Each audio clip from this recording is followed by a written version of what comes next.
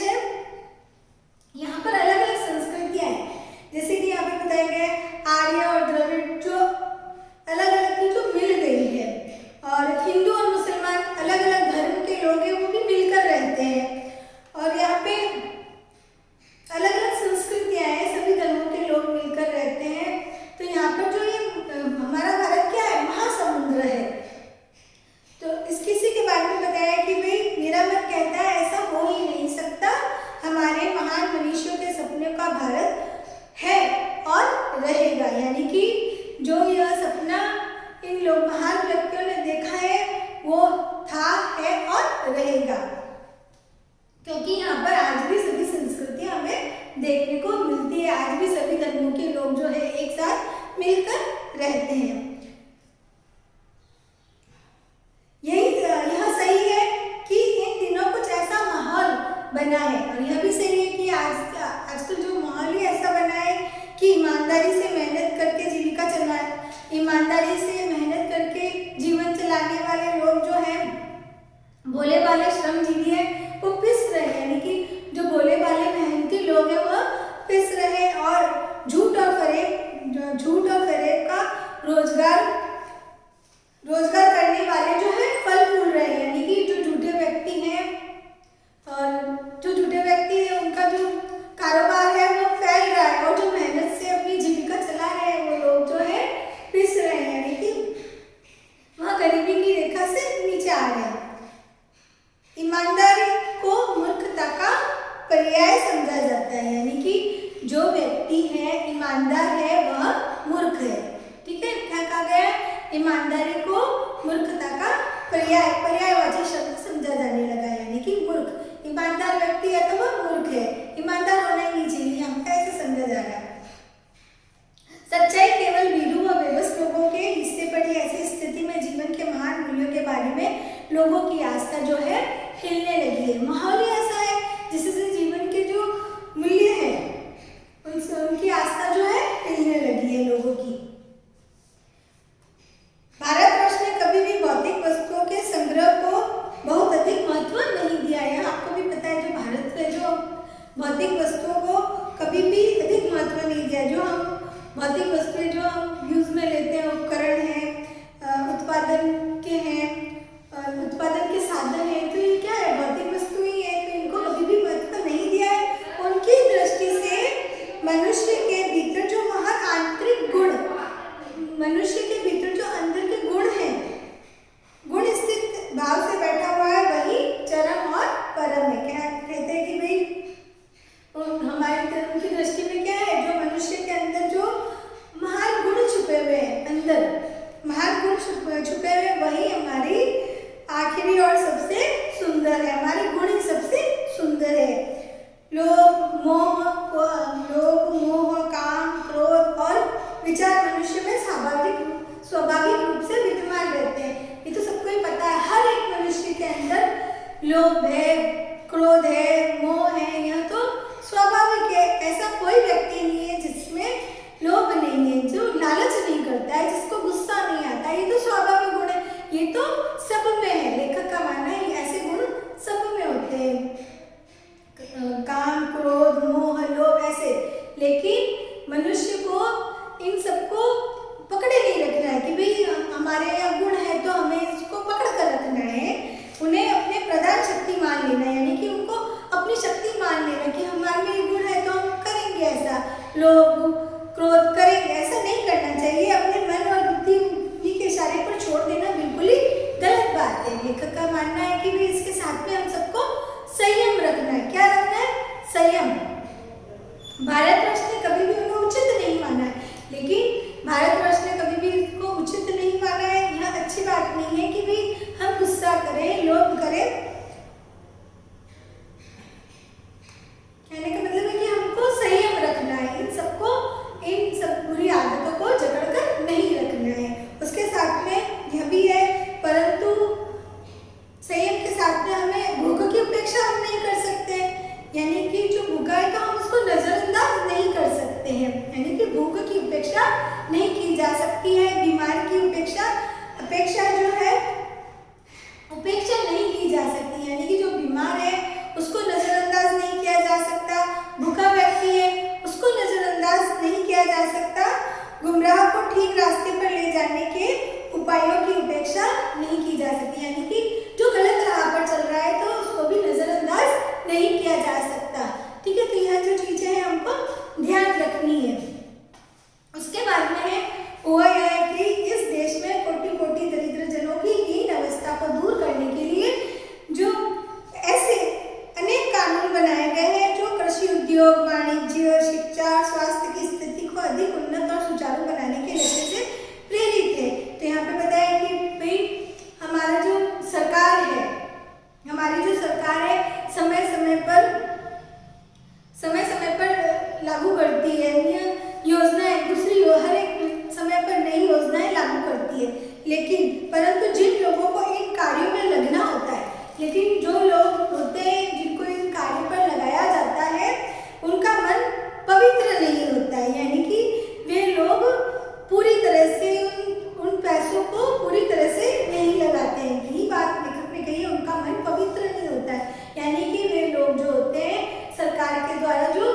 राशि जो लगाई जाती है योजनाओं के ऊपर, तो वह अपने लक्ष्य को भूल जाते हैं और उनको सही ढंग से उन राशि को सही ढंग पे सही जगह पे नहीं लगाते हैं और अपनी ही सुख सुविधाओं की ओर ज्यादा ध्यान देने लगते हैं और अपनी ही सुख सुविधाओं की ओर ज्यादा ध्यान देते हैं। जो सरकार ने धनराशि लगाई है तो उनको वह अपने लिए ही रखते हैं। भारतवर्ष सदा कानून को धर्म, यहाँ पे एक बहुत दूसरी बात बताई गई है कि हमारा जो भारतवर्ष है कानून को धर्म के रूप में देखता आ रहा है। यानी कि यहाँ पर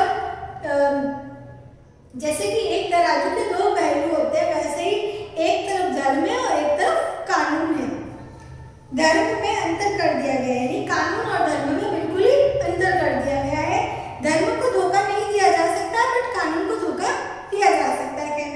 कहना यही कारण है कि जो लोग धर्मभीरु है वे कानून की त्रुटियों से लाभ उठाते हैं, कानून की गलतियों पर लाभ उठाते हैं और उठाने में संकोच नहीं करते, बिल्कुल भी नहीं करते हैं।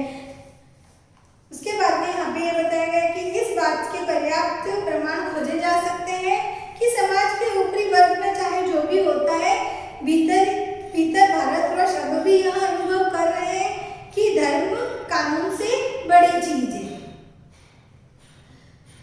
धर्म को कानून से बड़ा माना जाता है। अब भी सेवा, ईमानदारी, सच्चाई, आध्यात्मिकता के मूल्य बने हुए हैं। ये दब अवश्य गए, यानी कि ये जो हमारी जो सेवा है, ईमानदारी है, जो अभी दब गए हैं लेकिन पूरी तरह से खत्म नहीं हुए हैं। आज भी कहीं ना कहीं लोगों के अंदर है। आज भी कोई मनुष्य से प्रेम करता है, महिलाओं का सम्मान करता है, झूठ और चोरी को गलत समझता है, दूसरे को पीड़ा पहुंचाने को पाप समझता है। यानी कि जो लोग दूसरे को कष्ट पहुंचाएंगे, आज भी मनुष्य जो है इस बात को गलत समझता है, महिलाओं का सम्मान करता है। हर आदमी अपनी व्यक्तिगत जीवन में इस बात का अनुभव करता है। समाचार पत्रों में जो भ्रष्टाचार के प्रति इतना आक्रोश है वह यही साबित करता है कि हम ऐसी चीजों को गलत समझते हैं और समाज में उन तत्वों को प्रतिष्ठा कम करना चाहते हैं जो गलत तरीके से धन या मान संग्रह करते हैं। अब देखो यहाँ पर लेखक ने एक और बात बताई है, दोषों का पर्दाफाश करना बुरी बात नहीं है। जो लोग दोषी होते हैं तो उनका पर्दाफाश करना बुरी बात नहीं है। बुराई यह मालूम होती है, लेकिन बुराई यह है कि किसी के आचरण के गलत पक्ष को उद्घाटित करके उनमें रस लेना, यह बुरी बात है। और दोषोद्घाटन को एकमात्र कर्तव्य मान लिया गया है। बुराई में रस लेना बुरी बात है और अच्छाई में उतना ही रस लेकर उसको उजागर न करना और भी बुरी बात है। तो लेखक ने यह बात कही है कि भाई जो लोग बुराई में रस लेते हैं, यानी कि किसी ने गलत काम किया है तो उस बात को ज्यादा इंटरेस्ट लेके सुनेंगे, हाँ आगे क्या हुआ, हाँ ऐसा क्या हुआ, तो उसको और ज्यादा, और फिर एक को बोलेंगे, दूसरे को बोलेंगे, तीसरे को बोलेंगे, तो उस बुराई को पूरे समाज में फैला देते हैं। यानी कि उस बुरी बात को जो है सबको बताएंगे, ये है ये, और उनमें रस लेंगे और उनमें नमक मिर्ची लगाएंगे। तो ये जो है लेखक इस बात को बुरी बात मानता है। लेखक कहते हैं कि बुराई में रस लेना बुरी बात है। और उससे भी बुरी बात यह है कि भाई किसी की अच्छाई को आप उजागर नहीं करते। यानी कि किसी व्यक्ति ने अच्छा काम किया है तो बस हाँ अच्छा काम किया है, हाँ ठीक है किया है, लेकिन उसको फैलाएंगे नहीं, उसमें ज्यादा इंटरेस्ट नहीं लेंगे, यानी कि उस पर ज्यादा ध्यान नहीं देना है। यानी कि जो अच्छा व्यक्ति है तो उस पर कोई ध्यान नहीं देना है, लेकिन किसी ने बुरा काम किया है तो उस बात में रस लेंगे। तो यही बात लेखक ने कही है कि भाई बुराई में रस लेना बुरी बात है, अच्छाई में उतना ही रस लेकर उजागर न करना और भी बुरी बात है। उसके बाद में है लेखक ने घटना बताई है अपने कि भाई सभी लोग बुरे नहीं होते, कुछ लोग अच्छे भी होते हैं। एक बार जो लेखक है रेलवे स्टेशन पर टिकट लेने के लिए जाते हैं और उन्होंने गलती में 10 रुपए की बजाय 100 रुपए का नोट दे देते हैं और जल्दी में आकर बैठ जाते हैं। थोड़ी देर बाद में टिकट बाबू जो है हर एक डिब्बे में देखते हैं कि भाई लेखक को ढूंढते हुए आ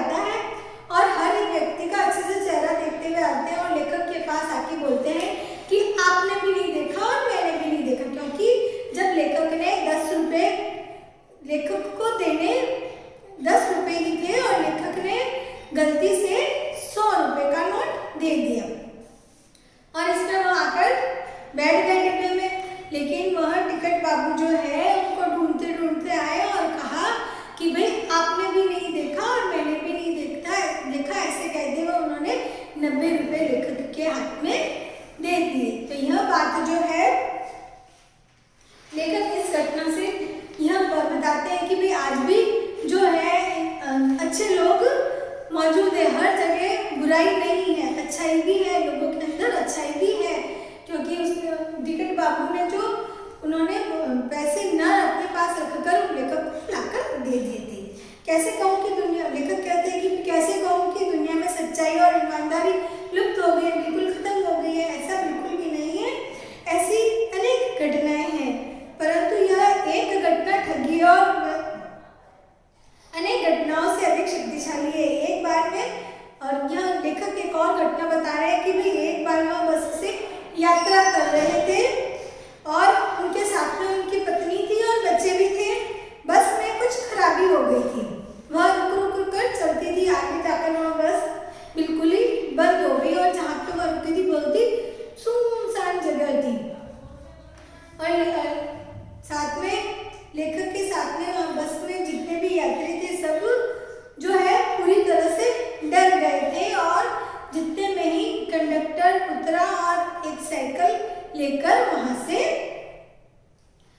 चलता बना। तो इस पर सभी यात्रियों ने कहा कि भाई यह तो जो है बस को लूटने की जो साजिश है, यह जाएगा, डाकुओं को बुला के लाएगा और अब हमारा क्या होगा। तो यह सब लोग डर गए थे क्योंकि ऐसी घटना भी पहले घट चुकी थी। और इस पर सभी जो बस के नौजवान थे, दूसरे यात्री जो थे, तो वह सब बस के ड्राइवर को पकड़कर मारने के लिए उतारू हो गए, पर लेखक ने उनको समझाया। फिर उन्होंने उनको नहीं मारा लेकिन उसको पूरी तरह से घेर लिया। ऐसे कुछ घंटे बीत गए लेकिन वहां पर कोई दुर्घटना भी होती है तो जिस तरह ड्राइवर को घेर लेते हैं उसी तरह उसको घेर रखा था पहले ड्राइवर। फिर उन्होंने देखा कि वह जो कंडक्टर है वापस आ रहा है, साथ में एक बस के साथ में बस अड्डे से एक दूसरी बस लाता है और कहता है ड्राइवर को कि भाई, सारे यात्रियों को कहता है कि भाई इस बस पे बैठ जाइए, यह जो बस है चलने लायक नहीं है, इसलिए मैं दूसरी बस लेकर आया था। और वह लेखक के पास आता है और साथ में एक लोटे में पानी और थोड़ा सा दूध लेकर आता है और कहता है कि भाई मुझको बच्चों का रोना देखा नहीं गया था, इसलिए वहाँ थोड़ा दूध पीना जो मैं लेता हुआ आया। यात्रियों में फिर जान आई, उस सबने उसे धन्यवाद दिया, ड्राइवर से माफ़ी मांगी और 12 बजे से पहले सब लोग बस अड्डे पहुँच गए। तो यह जो घटना है कि भाई इस घटना से लेखक कहते हैं मनुष्यता जो है अभी खत्म नहीं हुई है, क्योंकि वह जो बस का ड्राइवर और कंडक्टर जो था गलत नहीं था, वह दूसरी बस लेने गया था, लेकिन सब लोग यह समझ रहे थे यह बस लूटने का इरादा है, लेकिन ऐसा नहीं था, मनुष्यता खत्म नहीं हुई है। लेखक कहता है कि मैं कैसे कहूँ कि लोगों में दया और माया रह नहीं गई है, क्योंकि जब वो कंडक्टर लोटे में दूध लेकर, पानी और दूध लेकर आया था बच्चों के लिए, जीवन में जाने कितनी ऐसी घटनाएं हुई हैं जिन्हें वह भूल नहीं सकते। लेखक कहते हैं ऐसी कई घटनाएं जिन्हें वह भूल नहीं सकता है। अच्छी घटनाएं भी होती है, बुरी घटनाएं भी होती है, ठगा भी गया हूँ, धोखा भी खाया है, परंतु बहुत कम स्थलों पर विश्वासघात नाम की चीज मिली है। केवल उन्हीं बातों का हिसाब रखो जिसमें धोखा खाया है, तो जीवन कष्टकर हो जाएगा। अगर आप हमेशा वही बात ध्यान में रखेंगे, उन्हीं बातों का हिसाब करेंगे जहाँ पर आपने धोखा खाया है, तो आपका जीवन जो है कष्टकर हो जाएगा। आपको उन बातों को भी ध्यान रखना है कि आपकी कभी किसी ने हेल्प की है, बिना कुछ बताए आपको किसी ने मदद की है, या आप कहीं रास्ते में जा रहे होते हैं, कहीं पर गिर जाते हैं, या कुछ भी आपके साथ घटना घट जाती है और आपकी कोई दूसरा व्यक्ति हेल्प करता है और वह चुपचाप से हंस के चला जाता है, तो ऐसी घटनाएं भी आपको याद रखनी चाहिए कि आपकी कभी किसी ने मदद की है। आप हमेशा उन्हीं घटनाओं को याद रखेंगे जहाँ पर आपने धोखा खाया है, आप ठगे गए हो, तो आपका जीवन जो है बिल्कुल ही कष्टकर हो जाएगा। फिर यहाँ पे लेखक बताते हैं कि भाई रविंद्रनाथ जी के बारे में बताते हैं कि भाई अपनी प्रार्थना में भगवान से प्रार्थना की है। रविंद्रनाथ जी के बारे में बता रहे हैं कि उन्होंने भगवान से प्रार्थना की थी कि संसार में केवल नुकसान ही उठाना पड़े, धोखा ही खाना पड़े, तो ऐसे अवसरों पर हे प्रभु, अगर आपको